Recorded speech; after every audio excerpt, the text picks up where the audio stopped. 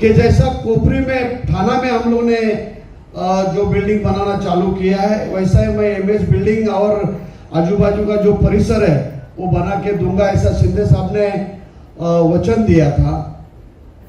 आज आप लोग ये सोचते होंगे कि हीरानंदानी का कोई आदमी क्यों नहीं आया।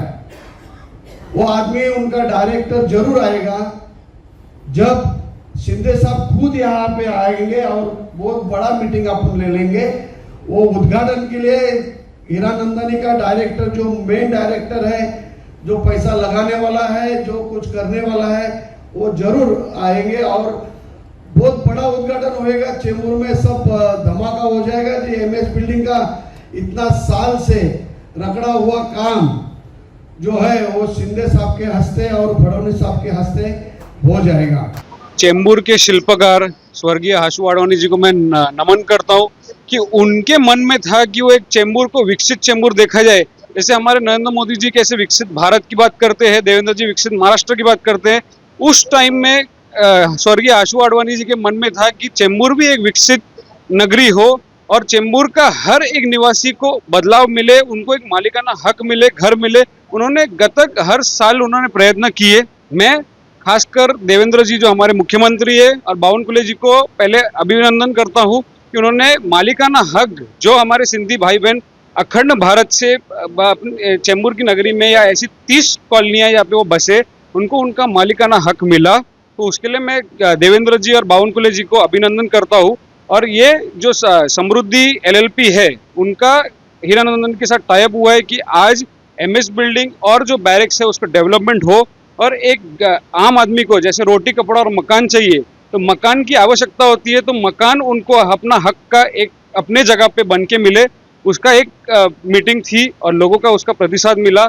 हम जैसे कार्यकर्ता उसमें जुड़े और आज पब्लिक का आवाज बन के हम उनको उनका घर दिलाने का हमारा कर्तव्य बनता है, ऐसा मैं उनको आश्वासन दिलाता हूँ। देखिए, सबसे पहले तो आज मैं स्वर्गीय हाशु आडवाणी जी को यहाँ पर मैं नमन करता हूँ। और इनका जो सपना था कि हमारे पार्टीशन के समय जो हमारे सिंधी भाई आकर के यहाँ पर इनको निवास दिया गया था बैरक्स में और बिल्डिंग में, और पिछले लगभग 70 वर्षों से हमारे जो भाई यहाँ पर रुके हैं। और एक तरफ हम बाहर से अपने जितने भी हिंदू भाई को लाने का जो मोदी जी का एक प्रयास है, वो तो एक सार्थक और साकार रूप तो है ही है, लेकिन जो पहले से 70 साल से जो हमारे भाई यहाँ पर आए थे, हमारे सिंधी और पंजाबी भाई, इनके साथ न्याय मिलने का आज यहाँ पर इस पावन भूमि, इस सगुन हॉल में यहाँ पर आज हमें देखने को मिला। जो आज यहाँ पे आप लोगों का जो प्रतिशत देखने को मिला, ये कि आज ये तय हो गया कि पिछले गत 15 से 20 वर्षों से जो समृद्धि और हाउस ऑफ हीरानंदानी के सहयोग से जो हमारे रिफ्यूजी कैंप, जो RC barrack, old barrack, MS building का जो सपना है, वो आज यहाँ पर साकार होते दिख रहा है। क्योंकि इसको प्रोजेक्ट को करने के लिए हीरानंदानी जैसे विकासकों की आवश्यकता थी। और जैसे कि समृद्धि ने गत 17-18 सालों से एक संकल्प लेकर के एमएस बिल्डिंग को छोड़ा नहीं, वहाँ पे ही लगे रहे।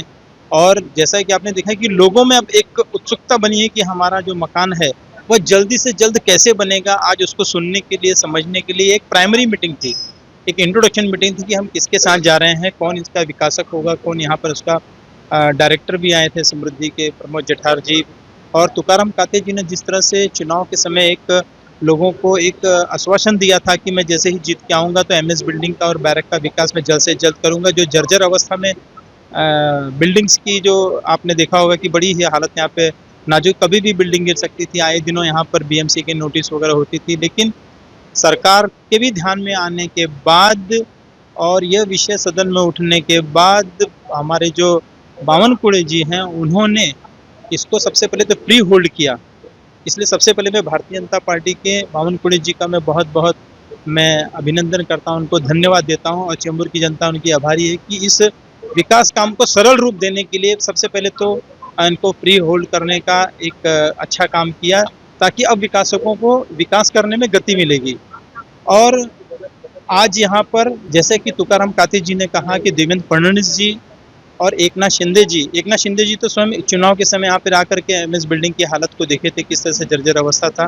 तो उस सब चीज़ों को ध्यान में रख करके हमारी जो राज्य सरकार है, देवेंद्र फडणवीस जी कि इन्होंने इनिशिएटिव लेकर के बावनकुळे जी के साथ में बैठकर एकनाथ शिंदे जी के साथ के अच्छा एक विकासक एक अच्छा यहाँ पर आए, तो उन्होंने फिर हीरानंदानी जी के साथ में के सहयोग से समृद्धि का जो है वो टीएमसी वर्क करेंगे, उसके बाद में उस काम को आगे बढ़ाया जाएगा। तो इस तरह का जो है आज ये प्राइमरी मीटिंग थी यहाँ पर, लेकिन इसके बाद की जो मीटिंग होगी वो पूरा फुल प्रेजेंटेशन होगा कि कितना क्षेत्रफल मिलेगा, किस तरह से विकास कार्य, उसके जितने भी एक के बाद एक जो टप्पा है उसे पूरा करने के बाद ही, क्योंकि ये बहुत बड़ा प्रोजेक्ट है, इसमें काफ़ी लोगों के मन में शंकाएं होंगी, उस शंकाओं को निवारण जब तक अंतिम जो डाउट है वो क्लियर नहीं होता तब तक ये काम को आगे गति नहीं मिलेगी। इसमें जनता का भी अब सहयोग सामने से मिल रहा है और इस कार्य को बहुत ही जल्द से जल्द पूरा कर लिया जाएगा। आज यहाँ पर हमें देखने को मिला है। लोग चैम्बूर में बाउंड हुए हैं। हम चाहते हैं जो गरीब लोग जो इधर बैठे हैं, मजबूर लोग हैं, उनका भला हो जाए। और आज हमको ये 100% उम्मीद हुई है 100% ये काम हो जाएगा, मालिक करेगा, ये लोग की सबके आप सब लोग का सहयोग रहेगा, पब्लिक का काम हो जाएगा तो सबका कल्याण हो जाएगा, सबका भला हो जाएगा। बहुत है ना समस्या, आपको गिनने को जाऊँ तो आप नो लिमिट की समस्याएं हैं, तकलीफें हैं, मजबूरी जी रहे समझो आदमी, मजबूरी, दूसरा कोई रास्ता नहीं है। मजबूर आदमी क्या करता है, मरता है क्या नहीं करता है, वो किधर जाएंगे। ये लोग की कृपा होगी, मालिक की कृपा, ये लोग का सहयोग रहेगा तो सबका कल्याण हो जाएगा। हम तो इनको दुआ करेंगे मालिक इनको सबको दे, जो मेंबर लोग है वो भी लोग को सपोर्ट करे तो काम जल्दी हो जाए। जितने भी 34 बिल्डिंग उनकी सबके हाथ कंडीशन बहुत खराब है। अभी ये जो हीरानंदानी आए हैं वो उनको सुधारने के, हर किसी को घर मिलना चाहिए, यही मेरी प्रार्थना है। जय हिंद, जय भीम, जय भारत। अभी यहाँ पे जैसे कि मैं थर्ड जनरेशन हूँ। जैसे पहले मेरे नाना जी नानी जी रहते थे, मेरे मम्मी डैडी थे, अभी मैं और मेरे वाइफ और मेरे बच्चे रहते हैं। जैसे 75 साल के ऊपर हो गया है। पार्टीशन के बाद में जैसे हमारे जो पहले जो हमारे पूर्वज यहाँ पे आए थे, तब से आज तक कोई डेवलपमेंट हमारे यहाँ पे बिल्डिंगों में नहीं हुआ है। खाली रिपेयर वर्क होते रहता है थोड़ा बहुत, बट अभी तक कोई जो नहीं हुआ है।